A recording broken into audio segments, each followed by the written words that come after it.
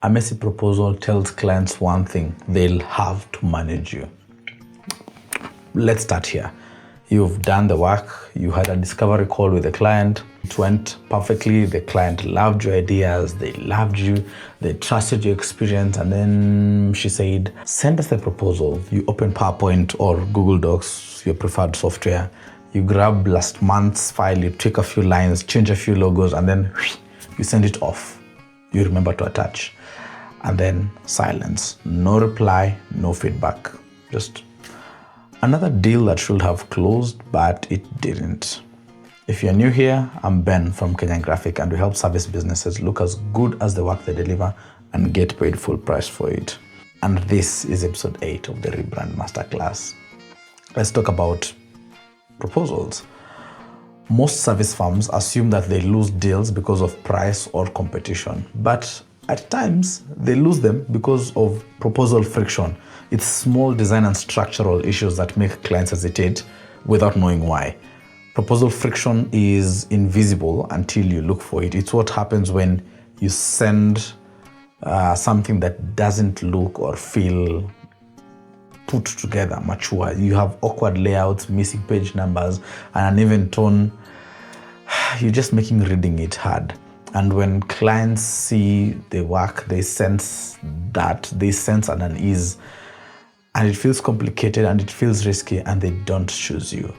That proposal friction is not good. So imagine you have two proposals on your desk.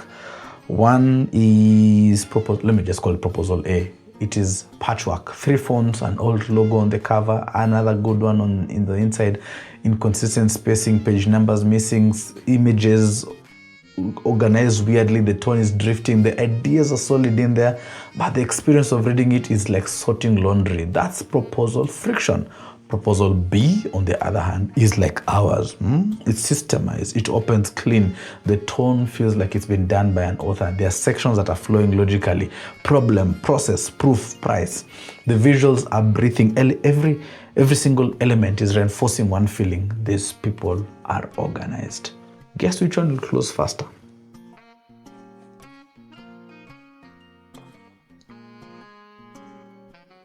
Clients don't analyze design consciously, but they always feel the result of it. The design, the structure, the consistency, these are all signals of discipline, and discipline builds trust. Proposal friction is like serving a gourmet meal on a dirty plate. The food can be extraordinary, but the presentation will shape your appetite. When the dish arrives, but it's beautifully plated, it's balanced, it's clean, it's intentional, you end up trusting the chef before the first bite. You're like, ooh, this looks, yeah, let me have it. So it's the same meal. It's thrown together carelessly versus put together nicely, but you end up questioning the chef, the food, the everything. The proposals are pretty much the same. Clients taste with their eyes first. Can you serve the food well? And long before digital files and pitch decks, the master craftsmen understood this principle.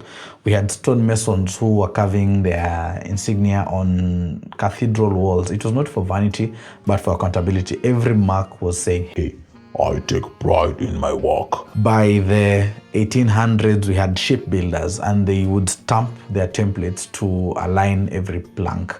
Consistency was safety. If the beam didn't fit, they were not blaming the ocean. They fixed the system that was creating the templates. Today, that proposal is that beam. Your template is a set of blueprints, and every inconsistency is a crack in the hull of a ship that you're asking the clients to board.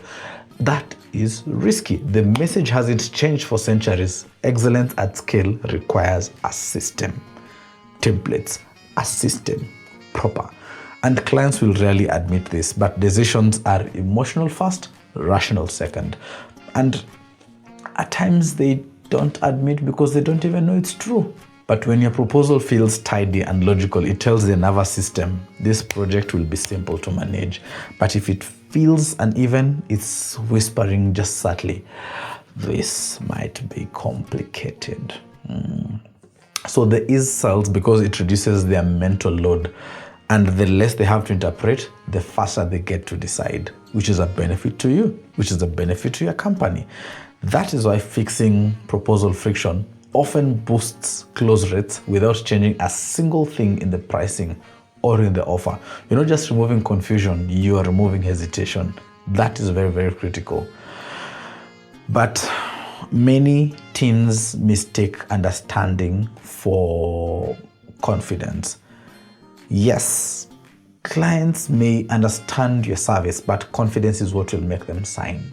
Understanding is cognitive. Understanding is head knowledge.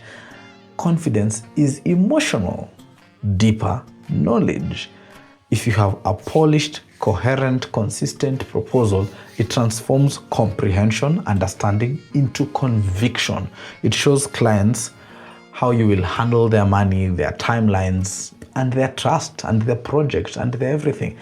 It says, this is how we'll treat you, your people, your family, with care, with order, with clarity. It turns, we'll think about it too. Yeah, let's get started. And let me go through 5 practical shifts that can help you remove friction and multiply trust. Each one can seem small, very small, but together they are forming a closing system, One template. Decide on a single well-designed proposal system. Lock it in. There's nothing like my version and your version. No. Build it once with the right structure, the right spacing, the right tone. You can use master styles for headers and footers and colors so that you're consistent.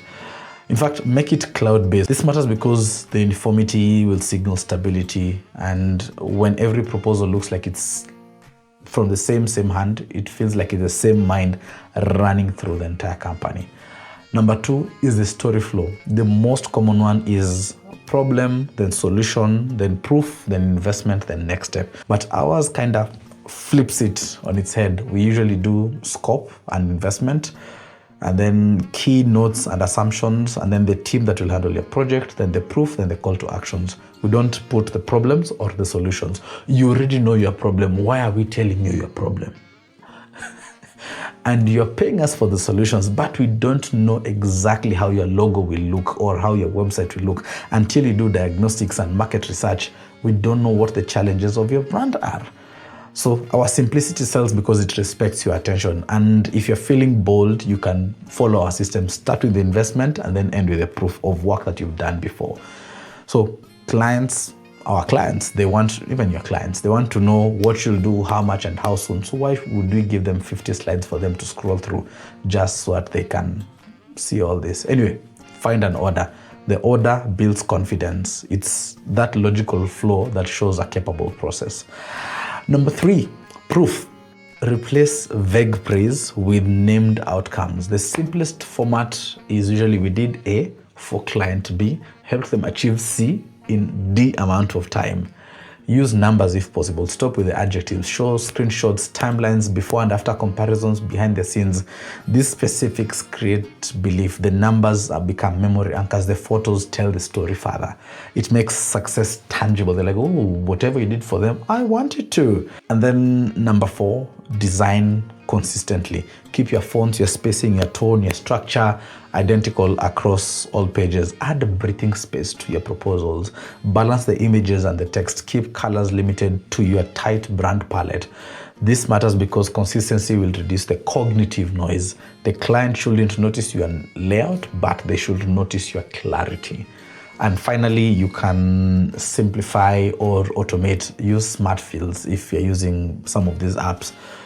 This will reduce the human error. Instead of sending Dear John to Maria, you can just have fields and then it automatically updates. Alternatively, you can have fields like client and date for every proposal. So that is what we use. So we just do find and replace, and we replace client with your name, date with our date. This is the simplest solution. It matters because automation will turn discipline into speed and reduces that error. The speed makes responsiveness look like care. Yep. So every moment of confusion costs momentum. If a client is pausing mid-scroll to decode a table or a search for next step, it's causing emotional friction for them. The smoother your proposal reads, the shorter the buying cycle. So clean up your proposal system and see how you will have faster replies, you will have clearer yes or no decisions. You will have stronger perceived professionalism. And when you make it easy for clients to say yes, they will actually say yes. So a proposal is not just paperwork, it's a preview of partnership. Every line, every margin, every paragraph is telling the client what it will be like working with you, what it will feel like. The sloppy proposals are predicting messy projects. Disciplined proposals are promising organized delivery. And so you are not just showing what you do, but you're showing the how you do it. The sale is the sample. This is by Blair Ends. That's why most successful firms treat proposal systems like product design. It's tested, it's iterated, it's perfected. There's a template you must use, a font you must use. Perfection may be unattainable, but perfectibility, the pursuit of better, this is discipline. And it's very, very important. Small details are never small when they affect trust. Inconsistent proposals are saying, hey, we are improvising. Consistent ones, we prepare. It shows that you prepare, and preparation is a form of respect in operational form. You may not need a rebrand to fix your proposal friction. You just need to reset. You can go audit your last 3 proposals. Highlight the inconsistencies in your tone, in your structure, in your vision, or rather visuals. Build one gold standard version. This may be the only allowed template, and then train your team on how to use it. Show them why it matters, even for their money. It's not just how it's used, but why it matters. And then systemize the updates. If you ever do an update, systemize it. All this internal order will become external confidence. For every inconsistent proposal, you're leaving money on the table. Each one makes the next close a little harder. That is why this deserves urgency. You've been sending proposals. This might be why you are losing them. Because when you're thinking about it, someone else is sending cleaner, clearer, calmer proposals, and they're winning the deal that was meant to be for you. But if you're not sure how your brand is doing, you are not sure, 360 perspective, not just proposals, but your brand in totality, we have the C4 brand quiz. The link is on our website in the bio. Well, pretty much everywhere we are. It will show you exactly how your brand is and simple solutions you can implement today. It's free, but it's only relevant if you actually apply. So next time you open your proposal file, don't just edit the words, edit the experience of encountering your proposal. Because people are not just buying services, they're buying the confidence that those services will be delivered with care. Your proposal is not just a document, it's your first deliverable. Make it count. And the next episode is the opportunity cost of looking small. You're going to explore what you miss when your brand is looking small, it doesn't match your capability, and how much money is left on the table when perception is lagging behind performance. See you in the next.